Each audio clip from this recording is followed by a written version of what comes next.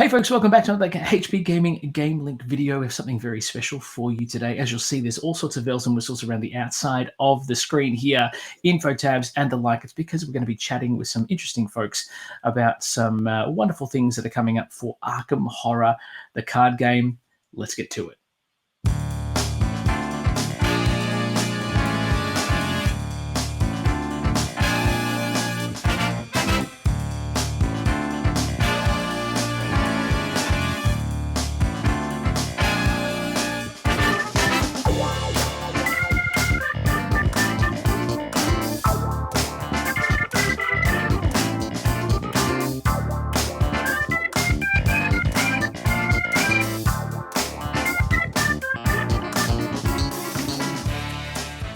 Hey folks, welcome back. For those of you who don't know me, my name is Matt, and if you don't know me by now, I'm sure we're going to become the very best of friends. Today we are talking all things Arkham Horror and new releases coming up, etc. And I'm going to be joined today by a very special guest. Would you please welcome the owner of GamingHaven proprietor and Arkham Horror extraordinaire, Mr. Anthony Dask. How are you doing, Anthony? Thank you for joining us.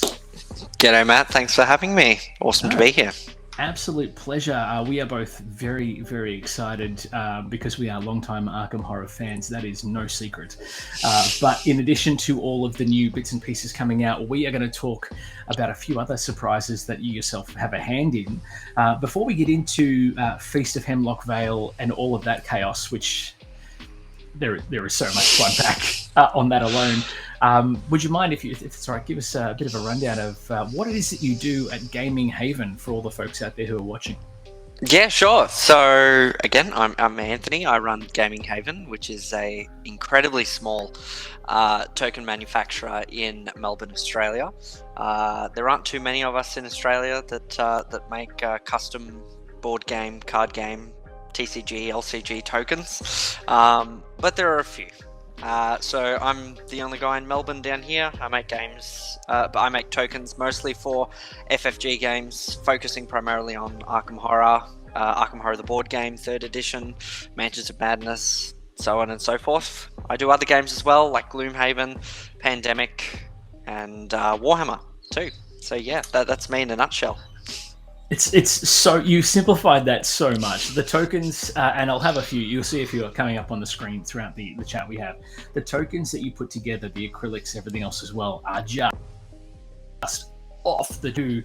Usually goes with a Kickstarter if I'm backing a project because I want to go all in. I want to get all of the Kickstarted blinged out bits and pieces. And Anthony, your tokens, your other bits and pieces are exactly that. And particularly for a game that is designed for mass production like Arkham Horror, our friends here, being able to have those tokens that are a bit more durable and just have that great textural feel is kind of awesome.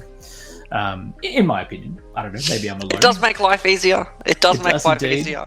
If I had $1 for each time I sold a set of connection markers, I'd be an even richer man. So for those of you who are watching who don't know about Arkham Horror, I mean, first of all, what are you doing? Get out there and play. It's an awesome gaming experience. We'll wait, pause the video, we'll come back. No, don't pause the video, it's fine. We are long-time gamers of Arkham Horror, but in terms of the location, symbology can be a bit tricky to navigate A to B to C to D. So Anthony's got these tokens that actually allow you to literally point the way between all the different linkings and connections, and it just makes life so much easier. We love it. It really does. It really does. In fact, I'm going to have to talk to you about that because I need to set it up. I'm pretty sure. I'll hook you up. Don't worry. I appreciate it. I assume you know a guy. But I think we'll dive into it because we are here to talk about all things AH and the fact that we love it so much, about other investigators and other things as well. But the release coming out very soon launches in January and February, and that is the Feast of Hemlock Vale, I should say. New campaign, new investigators, and there is a ton of stuff to unpack because once again, the designers have decided to change things up a little bit. Is there... When don't they? I know what you mean. They do that all the time.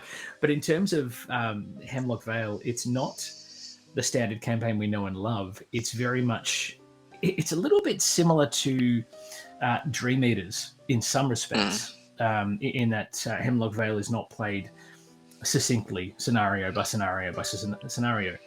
I guess, and I'm going to open it up to you here, Anthony. Do you think this is something they've done because of the fact they've changed the model of how these products are now being released? Look, reading through some of the priming notes from the official release, and the fact that they've mentioned Scarlet Keys so much with the way that they've designed this, just shows me that they're trying to create interest in the game long term. And I mean, the game is in the cycle. Can we still call it a cycle? Is it still called a cycle? I don't know. I mean, I don't know. It's technically still called a cycle, but I think so. We call it campaign now, adventure. Who knows? I mean, before we used to get, what was it, 7 months? 7 months of Arkham Horror, and now we're down to 2 boxes, and it's great. It makes life so easy. But from a design perspective, keeping something fresh for the same period of time as what a period of 7 months worth of content probably was, does involve making different design choices. And it's interesting to see that the way that they've gone, there were definitely a lot of positives from Scarlet Keys, and there are definitely a lot of negatives from the way that Scarlet Keys function. But I don't know. What do you think? Well, there's always those. Well, there's probably a lot of us. I know you and I probably, when we get into Arkham Horror, we play and we play.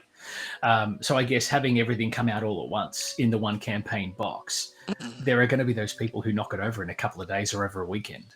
And then they're sort of sitting around going, okay, well, we'll go and do something else. Things, but FFG, if you're watching, we're sponsoring you. Come on, give us some stuff. No, I'm kidding.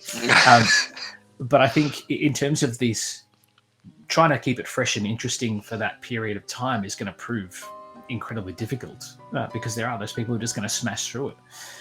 What I like about, and this is similar to Dream Eaters and obviously with Hemlock Vale, is that the scenarios you go to play differently because they have a day version and a night version. And the night, that's so cool. It's going to be very interesting to see how they go about doing that and what are the effects day and night. Well, I think it's going to be one of those things where the difficulty, I think, is going to be dictated by how you as a player or you as a group of investigators tackle different things. I believe there's a prologue and then things shift day, night, etc. But in terms of the different setups, base cycles, that's going to make it interesting and add a lot of replayability to a campaign that by rights, once you know the ending of it, it's, you know. This is what I mean. This is probably one of the first times I've seen them actually mention replayability. Oh, really? Yeah. Their official listing. Yeah, they actually mentioned it, stating how much replayability there was. Now, I can't remember whether they did it with Scarlet Keys. I don't think they did. They may well have. But there was definitely a mention about the increase in replayability. And I think probably one of the most interesting things out of all of it has to be the fact that there will be relationships with non-playable characters. I don't know if you read about that, but there will definitely be relationships with story asset characters within the scenarios, and then that will travel and have different effects throughout the campaign.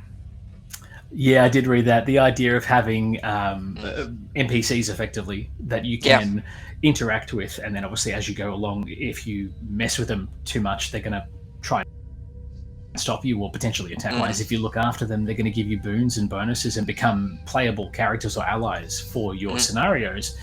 That whole mechanic in itself really lends more to the thematic roleplay element of Arkham.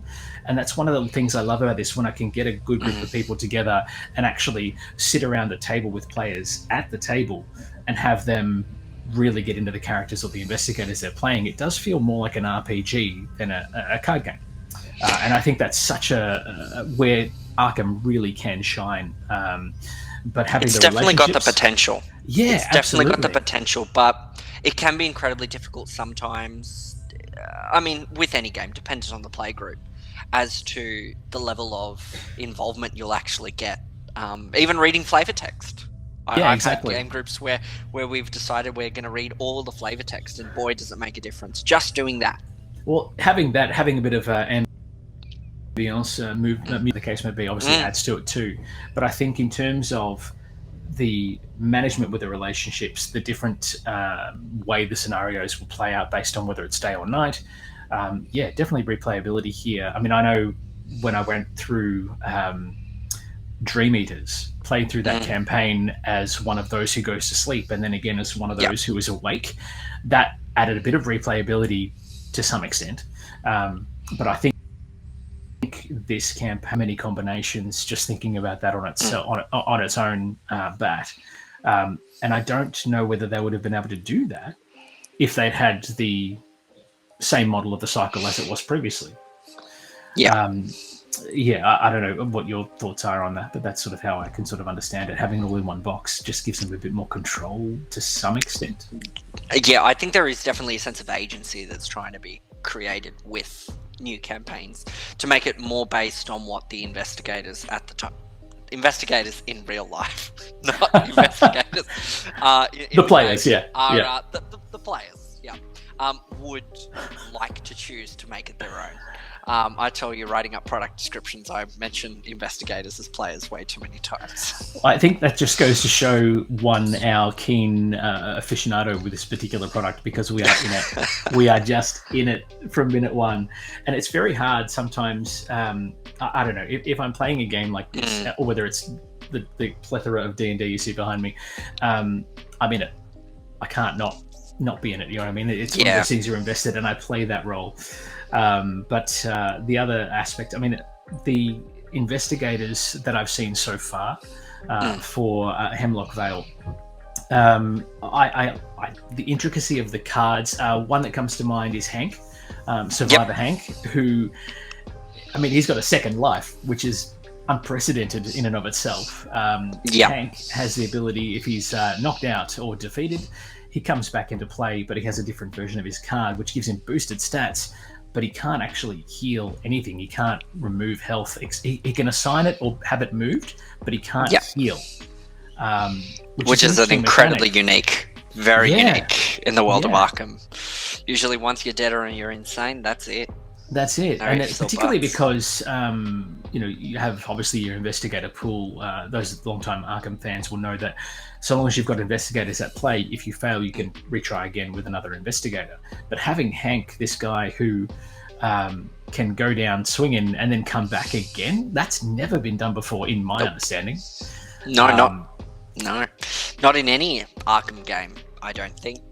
Arkham Files game that I know of. So to have that second wind, so to speak, to use a D&D term, is unprecedented. And I think some have said that's a little bit OP.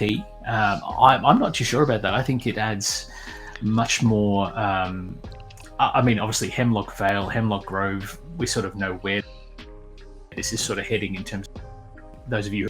So to have someone who can come back is not thematically inaccurate, I guess, in some respect. No. So we'll see whether that plays into it. But I don't know. I know I'm excited for it. I think I do. Yeah. Sorry, go on. No, I think the fact that he's also in the survivor class makes it even more thematic. Yeah, absolutely. If it was in another class, perhaps it would be somewhat different. But I think, thematically that sounds about right. From a purely non-technical, card technical perspective. Yeah. I mean, you could get away with it in, say, Rogue as well, but I think the Survivor class is it just suits. And I think obviously the cards that go with him that I've seen so far, again, haven't looked at them all, lend to that as well. So I'm excited to crack my boxes in January and February, and February coincides with my birthday for the campaign, so that's exciting. But yes, I think, I don't know, Hemlock, I'm more excited for Hemlock Vale than I was for Scarlet Keys. And I know that's polarizing for some. Some people will say, what are you talking about? Every release is amazing. And yes, I find good in every different campaign that's been released. But I think Hemlock Vale as a theme, going to an island, being trapped there, day and night cycles, all that sort of stuff, it just speaks to me on so many levels, and I can't wait to get into it. And I'm going to have to wait, but January is not far away. So we'll see. It's coming around quick. I know, it's crazy. I don't know, maybe we could do a live deck build for a different Yeah, we adventurers could. and things, different adventurers, different investigators. So Because it's I believe it is January for the investigator expansion and Yes, yeah. February for the campaign. Yeah. Now, having said that, January for one box, February for the other. If us folk down here in the great land down under have any experience with this sort of thing, we know that sometimes we have a few issues with FFG stock getting into the country. Sometimes is one adjective I would use.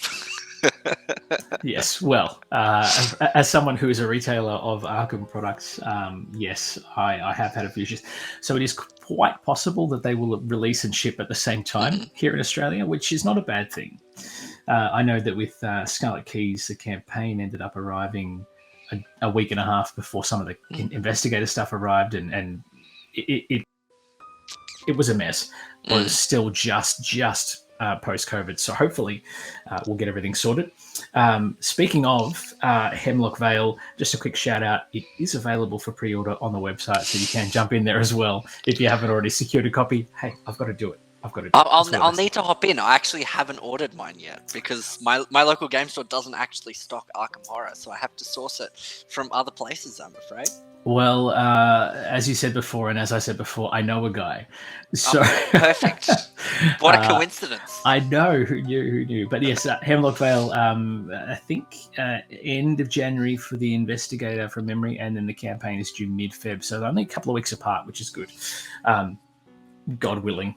We'll say it is what it is. It's okay. Draw that token from the chaos bag of life, and we will we'll see how it goes. Gosh, I've had major issues with some Simon product as well. It's meant to come in, but that's a conversation for another time. No delays across the board. That's just how it is. I will say though, we are. There's a few other things I want to talk Arkham Horror with you about, being the fan that you are, and obviously I fanboy a lot about this game. A lot of people look at me like, this game is so punishing. How could you recommend this? It's because it's punishing, because it's a challenge. Thematically, it's a wonderful experience and a wonderful ride. I know it's polarizing for some, but I love the chaos bag mechanic. It's my jam. But I want to put it to you, Anthony Dask, one of your favorite all-time scenarios of Arkham Horror, the card game. Is there a particular scenario that sticks out in your mind as the be-all and end-all best example of what this game can actually be about?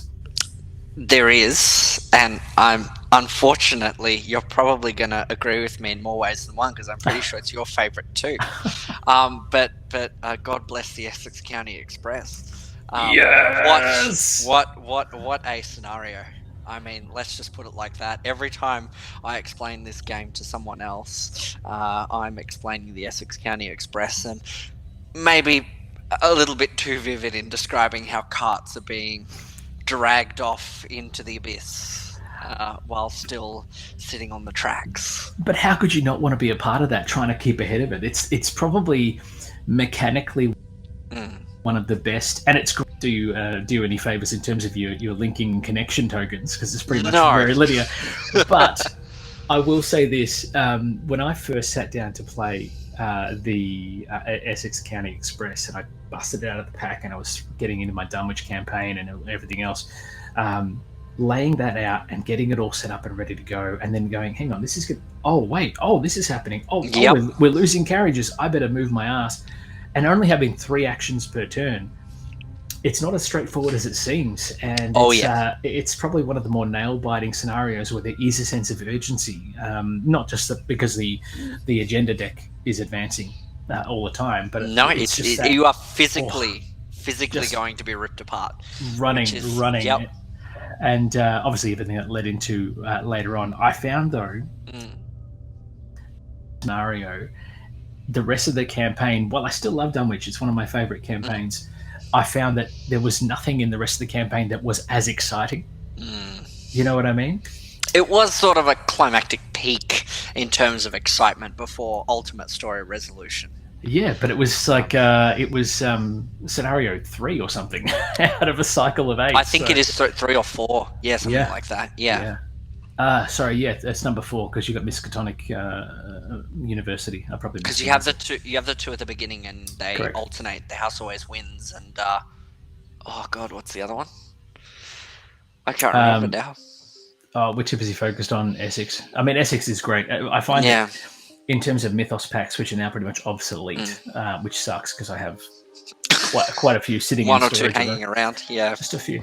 But I find that Essex County Express is a fantastic in terms of the Mythos packs and the scenarios for cycles. I love that. But is there a freestanding scenario pack that you prefer over the others that you've experienced as an Arkham Horror investigator? Well, in terms of the standalones, just before coming on, we spoke about Murder at the Excelsior Hotel. What an adventure, or at least what I saw of it before I was driven insane and beaten to death. We've got too much of the same taste. The cruel world that is the Chaos Bag drawing an autofail 6 times with 2 different investigators.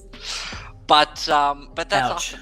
Arkham. That's Arkham, and I have not felt more involved in a story at this point until I have played the scenario. And I know that a lot of different people on YouTube have been talking about how great is Murder at the Excelsior Hotel. It's all great. You need to buy this when you first start because it's so much better than everything else. And I admit, when I first bought it, I did buy Murder at the Excelsior Hotel, and it's been sitting there on my gaming rack of shame. Wow. Of things to play. I actually own all the Arkham product. There's nothing I don't have. I even have Arkham Horror, but which I paid more than I'd like to admit for. But Murder at the Excelsior Hotel is definitely been a standout, and I've only seen probably half to 3/4 of it. That's right, because Murder, obviously, for those of you who aren't aware, and you should be, it's amazing, you get invited to a room, and then something happens, and then chaos erupts. And without going into too much detail, there are multiple ways to victory, as there are in most scenarios. But Murder at the Excelsior has a resolution that invites you to restart the adventure and basically catch yourself in a bit of a time loop, if that makes sense. The different investigative cycles within that scenario pack alone, speaking of replayability, as we did earlier. Oh yeah. Murder is just, it's so good. And it's not even about the murder itself. There's so much more going on in that scenario. And I have not seen that much text on cards in a very long time. Let me put it that way. So good. It's so good. And then moving out of the hall, and there's a whole location for the balcony within the room itself. Yep. And there's just, it's so much. And there's a hallway that has rooms adjacent to it as you move through the hotel itself. In terms of theming, lore and style as well, it's just got it in spades.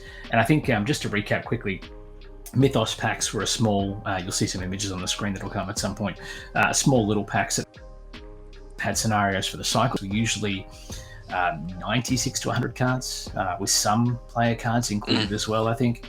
But they were mostly scenario based, and that was a much more intense, sometimes 1 or 2 different scenarios. I know Guardians of the Abyss had 2 scenarios in the one pack. Yes. Which I liked it. It's not my favorite, but the other one that I like, there's 2 more of the scenarios that I like.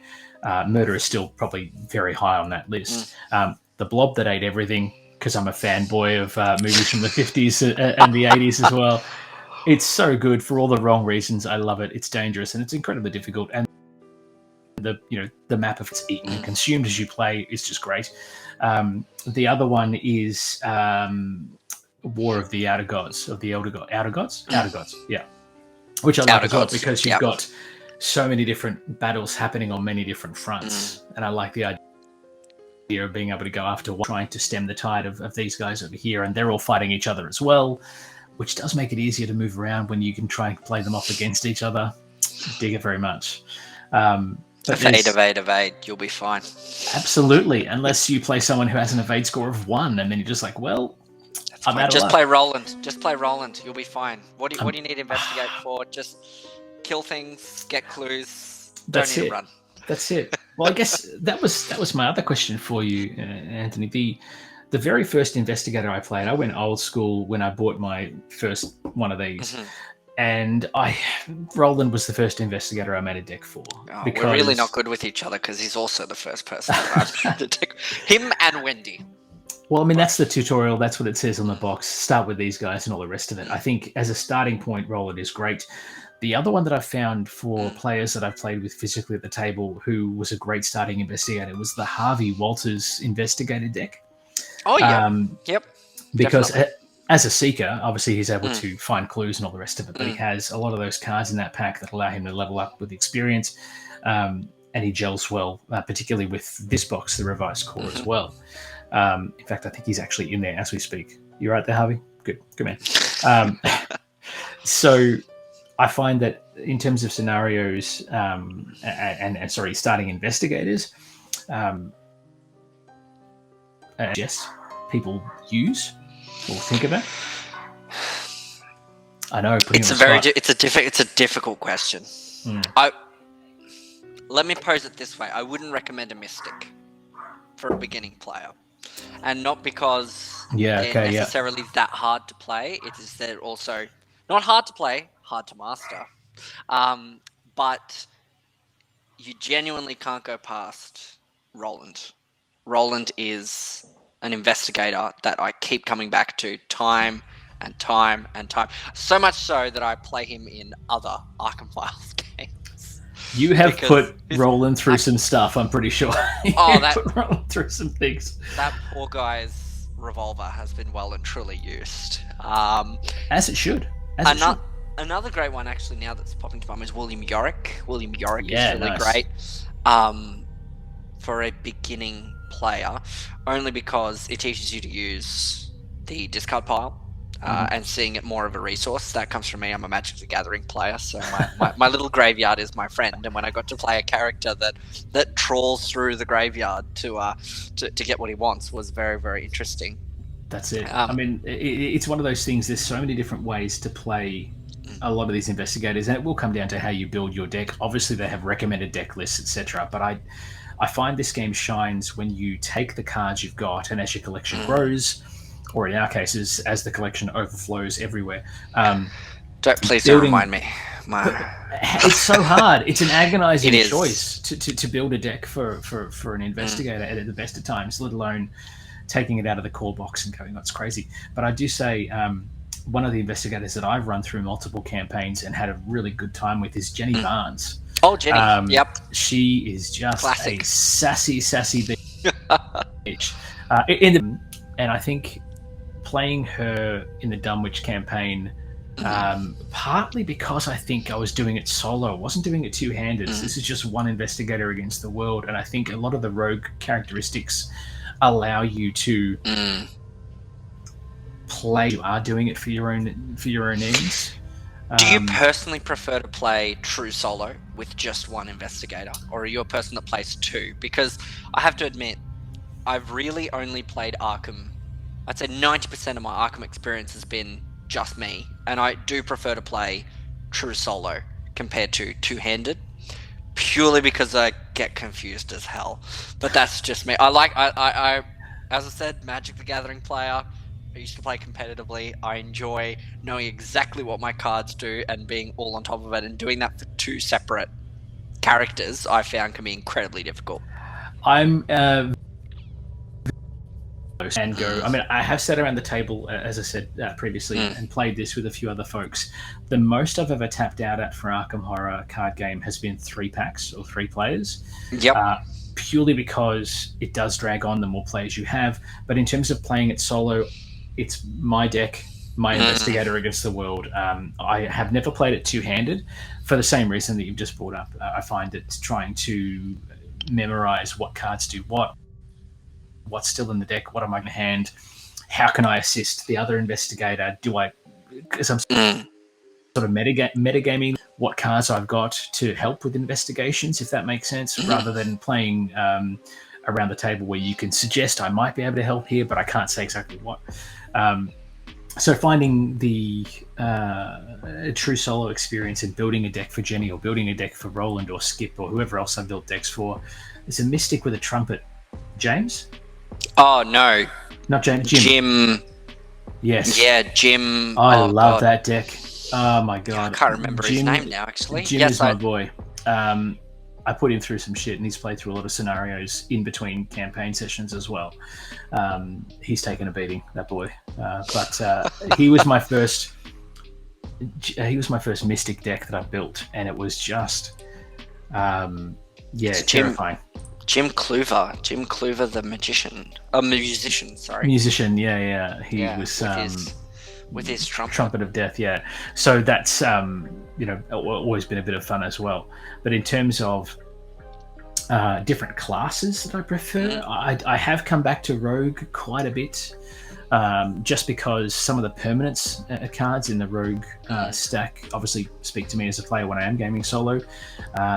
I took one of the Seeker investigators out and then multi-class with a bit of Guardian in there as well. Yep. So I don't know. I guess having sort of said that, is there a specific class that you would prefer to play? It's Guardians the whole way. A whole way. There's no option. Come on now. What do you mean? What is the challenge? You just want to bash stuff, right? Oh my god, have we found a point that we disagree on? My gosh. You just want to shoot stuff, or you want to get clues while you're doing it. There's something about there is something about lobbing a stick of dynamite and blowing something to hell that is very satisfying. I will say this. Incredibly. Absolutely. There is a certain, obviously, an innate simplicity that comes with Guardian class, but I think that's something that I have come to enjoy over the years. I wouldn't call it necessarily simplicity. I think it's more so if you can get the cards out, cannon fodder to, obviously absorb some of those hits, but also training to give you the ability to spend resources to give you bonuses. Like that's resources awesome. Are just such a problem though in the Guardian class. I mean, true. Then again, that's nothing that a playset of emergency cash can't fix drawn at the right time. Then again, which deck doesn't have emergency cash? I have had one or two that I haven't put that in, believe it or not. I think the only reason I didn't use emergency cash for a rogue deck is because rogues are so flush anyway. Well, Jenny had many cards. Resources. Yeah, many cards that could take all the bells and whistles and all that sort of stuff. So we didn't mind about that. That was fine. But in terms of the classes, building decks and things, maybe when the investigator expansion is released in January, we can revisit that and have a look and see what cards we want to put into play. Must admit though, cracking into the new investigator expansions as a whole and having all those player cards from minute one, it's a dangerous thing. I sat down opening the Scarlet Keys one and didn't realize I was there for 2.5 hours. It goes so quickly, just like bang. Hang on, wait a minute. What? I started this. Oh, it's Thursday now. What the hell? Yes. Oh shit. Oh damn. No, you're good. But yeah, definitely. I have to admit, it does remove some of the excitement that you used to get looking forward to a release each month. Yeah. And it also, I've heard this said by other people, but I'm coming to slowly agree with it more. It removes the element of deck building. And it sounds stupid, but it removes the element of deck building because people are so thrown off by the amount of cards that they suddenly have. Yeah, that true. They neglect to read what most of the cards do. And it sounds stupid. No, not at all. But because it's true. I've still got cycles here where I've actually got the Mythos packs for. I'm running through Circle Undone, I think at the moment. And when you finish a scenario and you open the next pack and you get the player cards, I'm like, oh, I've got experience to spend. I've got to change my deck. Do I want this? Is this going to work for me? And you're dealing with maybe 8 or 9 cards, but then you're like, what do I take out? What do I do? As opposed to 200 that are just dumped on you in one spot. And that's what makes it hard in terms of deck building for new players. Exactly right. It's very polarizing.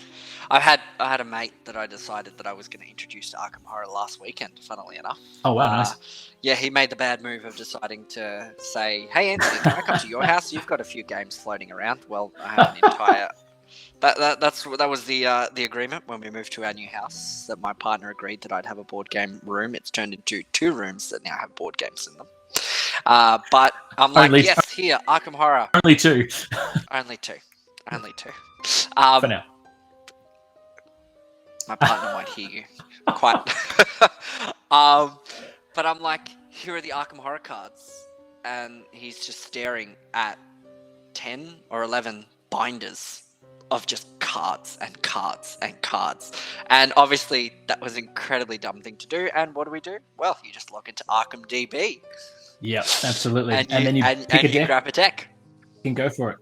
I find that resource is Arkham DB, Marvel DB. I mean, no, Marvel Champions is a whole different beast, but having that ability there to save decks, using the app as you level up and play through the campaign to keep track of your journal as a journal as well, rather than having to damage the campaign journals that are in the boxes, keeping them for do people actually write on the actual ones? I've seen it done, and I nearly had a heart attack.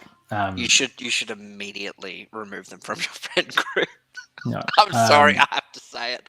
Good Lord.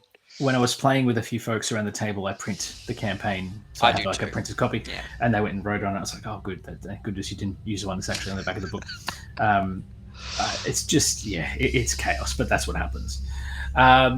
We've talked about Arkham Horror ad nauseum because that is what we do. I would like, if it's all right with you, for you to take us through some of the bits and pieces. We talked about the connection, but you have a lot of other stuff that's specifically Arkham Horror based because you're such a fan. What are some of your favorite products that you've got that you put together? Because you're also the designer as well. That's correct. Yeah, I make everything, which surprises people to some extent because they're like, "How do you have time?" I'm like, "Oh, it's easy. I just don't have a life." Well, it's either Arkham Horror or making stuff for Arkham Horror, which goes hand in hand. So it is what it is. But is there? I mean, obviously, I think the resource tokens, upgrade tokens, things like that. Is there any aspect of your bling that you are most proud of? Definitely, and it's a relatively new addition, funnily enough, and perhaps one of the most popular videos on YouTube from a variety of different YouTubers is coin capsules. How many times have you heard about coin capsules for your chaos tokens? And I thought, well, they break and they scratch and they're awful, so let's just make chaos tokens that don't fade. So I decided to make new chaos tokens. So I have a full set of chaos tokens and frost tokens and blessed and cursed tokens, and they sell relatively well. And the ethos of my business is everything is expensive in Australia. Shipping costs an absolute fortune. Tell me about it. I'm talking to the converted here, but being able to provide products that don't cost $1 million. The first thing I did before I founded my company was go onto Etsy, go and find all the main guys that all these YouTubers have spoken about, and then proceed to cry at $48 shipping for a product that is already extremely expensive. Wow. Yeah. So if you don't want a product that's complete garbage or mass produced, then you're looking at at least $150 just for a set of plain tokens. So I said, well, that's not happening. So, I just went and spent several thousands of dollars buying industrial laser cutters and design software, and said, yeah, sure, this is great. So I designed these chaos tokens and these frost tokens and these blessed and cursed tokens, and they've probably been one of my most popular, second most popular after location markers. But I think just anyone full acrylic. who's So but they don't scratch, they don't anything. They Oh, don't fade. so good. You can boil them in water. You can do whatever you want. Nothing will happen to them. I'm hoping people won't do that now. Like disclaimer on the bottom of the screen: do not boil in water. Do not try this at home, children. I think people who haven't yet played Arkham Horror, and again, if you haven't played Arkham Horror, what are you doing? Go play it. It's amazing. They do. I think you get people doing the first scenario, the tutorial, the gathering, the very first scenario in the boxes here and here. And what a tutorial that is. It's amazing. But they will not yet experience what it's like to run out of resources or whatever. A lot of the problems that happened with the first set here they've just been solved with that revised box. They even really then, have. even then, I got into a situation where I don't know how it happened, but I was running out of resource tokens from both boxes. You're playing too many rogues. This is the problem. Apparently so. So I think we had 3 of us around the table, and we all started collecting resources left, right, and center. We had plenty of wound markers, horror or terror markers, and everything else as well. But the resources were running out very, very quickly. So being able to have something as well that is a bit more durable, particularly wound tokens on, I think you've got, if I'm not mistaken, they might be for Mansions of Madness or something else, but they actually are a little standee that tracks tokens, if I'm not mistaken. Oh, the health. Correct? No, so they are for Arkham Horror. They can also be used for Arkham Horror, the board game 3rd edition. But they are primarily for Arkham Horror. They're basically little enemy stands that have a dial that you turn to mark damage when they're not attached in your threat area. For people that know Arkham, they'll know what that means. But yeah, they make a game which, I mean, one of the most infuriating things is, oh, there are 3 enemies at this location. Let's just plonk them on the card. Oh, I now can't read the card. Oh, so that's not happening. Another incredibly popular product, and it took many design iterations to get to that point. I think about 7 prototypes. Wow. Because it started off as something that was like, that turned. And then I said, nah. And then, I don't know, woke up one morning and said, oh, let's just make it into a cog. And lo and behold, the analog system worked. So something to say for analog. I mean, obviously, if it's not broken, don't change it. But here we are. But I think these little bits of bling, the health trackers, the extra tokens, the connection markers, all that sort of stuff, they take what is already at its core a fantastic board game experience, but just make it that much more streamlined. And it's not there going, hang on, wait, how can I get from here to here to here to here to here to here? You just go, oh yeah, bang, there it is. And it just helps you moving forward in terms of tracking your way through what is sometimes a very convoluted maze of cards that are on the table in front of you. I find more so, especially with beginners, it helps a lot. And the problem is that when I do have people over to play Arkham Horror, they have all of these accessories, and I actually had a mate go out and buy them and then realized that none of this stuff actually came with the box. He just assumed that this is what came with it, and then but it definitely does help in terms of beginners. I also find that I personally play with player boards. So I use a player board that has peg markings in it that mark health clues, things like that. That makes life a lot easier. It just declutters and organises the play space a bit more. Particularly you don't need tokens. Well, that's it. I mean, don't get me wrong. I love a good set of tokens as much as the next man. Hoarding tokens is my life. But being able to particularly... I mean, I've got one of the... with Arkham Horror 3rd edition, and it has the artwork on the box, which is behind me over there. Awesome playmat, and I use it for other things as well. But there's a bit of an area for 2 players for their threat area, not enough for 4. So being able to sort of lay it out and organize, keep it neat, so you can map locations and everything else as well, particularly if they change mid-scenario. And spoiler alert. You've got stuff. You've got a space for a victory display for all the experience you collectively earn. Like, it's just, it's nice to keep things decluttered, particularly for a game that has cards going everywhere. Clutter is definitely... I have to admit, if this game does have one fault, it's set this pile aside over here, set these 3 cards aside over here, and this one here, and come back to it in 19 steps, and that does... if you reach that point, and then you start packing things away, hang on, wait, where is this meant to go? What is this? How's this happening?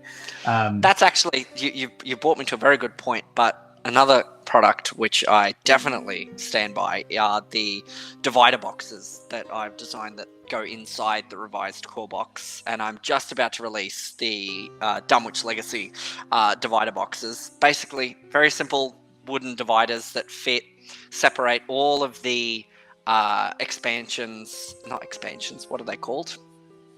Encounter cycles, sets. Encounters. Encounter sets within a cycle, so that you don't have to go looking for them. You just plonk them in, and you can go away. And it makes wanting to play a lot easier than all of my cards are in a brick.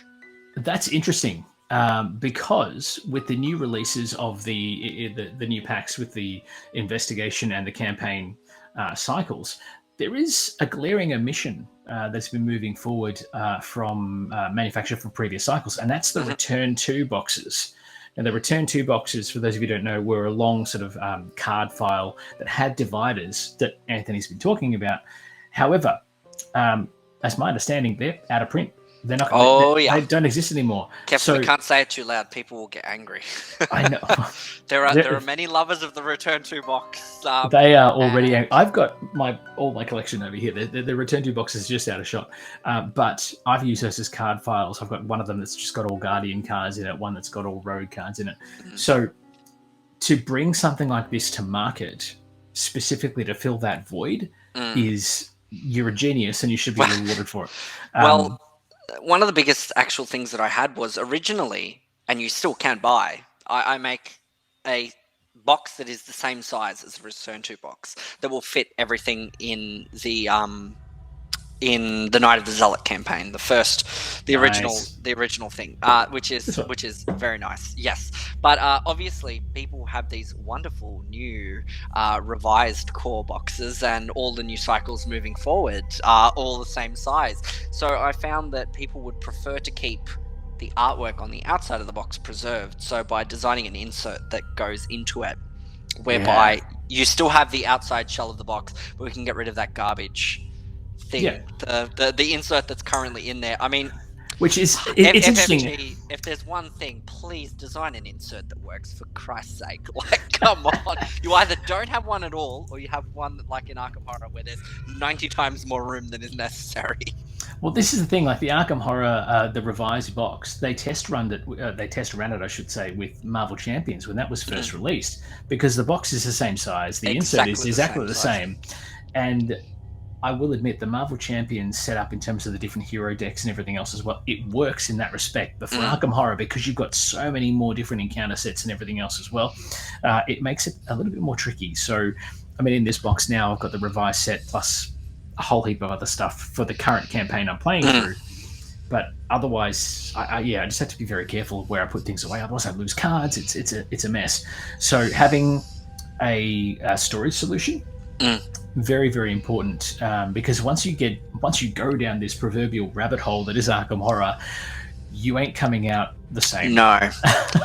And that's probably why there are so many videos online describing, hey, enjoy this great new game and maybe open up your wallet.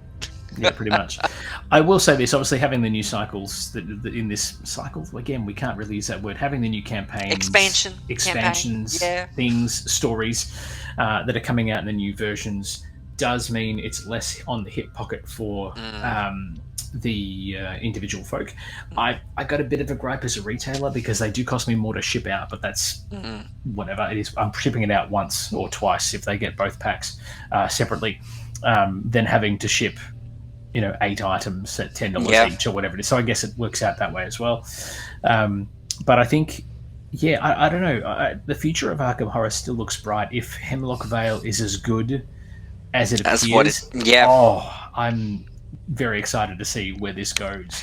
And you can't say that for a lot of other FFG games, obviously, because there has been so many that have still in print now, but have been officially discontinued. Mansions of Madness 2nd Edition announced they're not going to make anything new.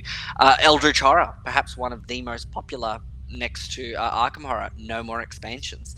So the fact that Arkham Horror is as popular as it is shows that there is definitely a bright future. And that's it. I think it's one of those things that it keeps reinventing itself, particularly now with the new stylus. We talked about Hemlock Vale being able to do different things. The idea of being able to experiment in some respects and try and test different methodologies of play with a campaign in one box is kind of cool. But as I said earlier, getting rid of those little Mythos packs does prove to be a bit of a problem. Which means, as a result of that, because we're coming into spooky season as well, at hpgaming.com.au, if you're missing any of those Mythos packs, they are going to be at a ridiculous price. Instead of $24, we're going to be reducing those to $14 a piece. Wow. And I think that's a great bargain, considering look, some of those harder to find ones. Exactly right. So, but once they're gone, obviously. So getting quick. In fact, by the time this goes on, it should already be up and running. So hopefully I've still got stock left. We'll see what happens. But I think, we've got lots of different bits and pieces. And for those of you that are still sort of foraying into the Arkham Horror verse, don't be afraid. I mean, be very afraid the chaos bag is chaos for a reason. Put it in a closet, lock the door. It's okay, don't worry. Play in the dark. Play Arkham Horror in the dark with some scary music on. Scary music, that's what you need. There's some great Arkham Horror playlists, okay? Yes, check out some Spotify for those. They're awesome. Maybe in the comments we'll put some of the different things that we have experienced and put on. I think there's someone who put up like an hour-long Arkham Horror HP Lovecraft themed background. I think there is. There are quite a few actually that are like designed specifically for individual scenarios. Yes, I've seen that as well. Which are insane. Yeah, especially for the Night of the Zealot campaign. Yeah. People have just gone nuts. It's great. And there's Tabletop Audio as well, who have a plethora of stuff that you can just play right in your computer, in your browser. So good. Definitely worth a look. But that's thematic and setting the table for an Arkham Horror night. That's a different video altogether that we can talk about. Some candles. That's what you need. Some 1920s music. Absolutely. Height of the Prohibition era, all that sort of stuff. It's crazy. But look, we are going to wind things up there because we have talked a little bit longer than I thought we were expecting to. So GamingHaven, check it out. Anthony obviously runs his store doing all sorts of crazy stuff. So check them out and check out all those bits of bling. If you liked what you've seen, go over there, give him an order. You'll be very happy with the products you get. We didn't even talk about the Gloomhaven stuff that you've got. Oh, yeah. That is sick. It's so good. Possibly one of my happier little product inclusions. That display, check this out. There's a picture on the screen now. The display for the Gloomhaven player bits and pieces, decks, and everything else as well. It is just boss as hell. So yes, check it out. Go check out Anthony's store. It's amazing. If you want to get any of those Mythos packs, by all means, jump on the website as well, hbgaming.com.au, and we'll be able to help you get your Arkham Horror on. If you have any questions for us as well, folks, you can pop them in the comments below. But please, ladies and gents, please put your hands together and thank Mr. Anthony Dask from GamingHaven for joining me this afternoon. Thank you very much, mate. Thank you for having me. No, it's been an absolute pleasure. This is the first of many of these. I think I can feel it in my bones, down to my core, right in the bottom, feeling too. right in the base of my chaos bag itself. Oh, God. Right in that corner where you hide that auto-fail token, and you don't really want to shake the bag that much because you know it's down there. That auto-fail token. It's the bane of my existence. I hate it. I love it. I hate it, but I love it. Love to hate it. Look, thank you very much for joining us, folks. Thank you very much again to you, Anthony. It's been an absolute pleasure and a privilege chatting to you today. And folks, we will be back soon with more epic board game content. Until then, though, get out there, play more games, play more Arkham Horror, and we'll check back in with you very, very soon. See you at the table. Until then, bye for now.